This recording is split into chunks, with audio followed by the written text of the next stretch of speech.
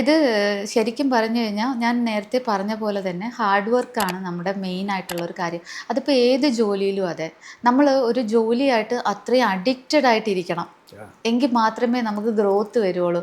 അല്ലാതെ നമ്മളൊരു സ്ഥാപനം തുടങ്ങിയിട്ട് നമ്മൾ അവിടെ നിന്ന് ഇറങ്ങി അങ്ങ് പോയി ആരെങ്കിലും ഏൽപ്പിച്ചു കഴിഞ്ഞാൽ നമ്മൾ ഈ പറയുന്ന കാര്യങ്ങളൊന്നും നടക്കില്ല.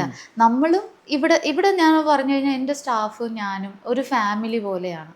ഞാനും അവരുടെ കൂടെ കയറി വർക്ക് ചെയ്യാറുണ്ട്. ഞാൻ ചിലപ്പോൾ ഇവിടെ തൂത്തുകൊണ്ട് നിൽക്കുന്നതും കാണാറുണ്ട് കസ്റ്റമേഴ്സ്.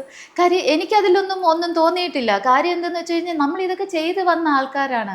ഇത് നമ്മുടെ സ്ഥാപനമാണ്, നമുക്കും ചെയ്യാം. അല്ലാതെ ഇതൊരു ക്ലീനിങ് സ്റ്റാഫ് തന്നെ ചെയ്യണം എന്ന് നിർബന്ധമൊന്നുമില്ല.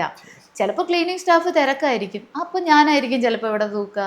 അപ്പോൾ നമുക്ക് ഈ പറഞ്ഞ പോലെ നമ്മൾ ഏറ്റവും എന്താ പറയുക, എനിക്ക് ഈ നമ്മളുടെ ഒരു എല്ലാം നമുക്ക് നമ്മുടെ ഹാർഡ് വർക്ക് കൊണ്ടും ദൈവത്തിൻ്റെ സഹായം കൊണ്ടൊക്കെ കിട്ടുന്ന കാര്യങ്ങളാണ് ഇതെല്ലാം.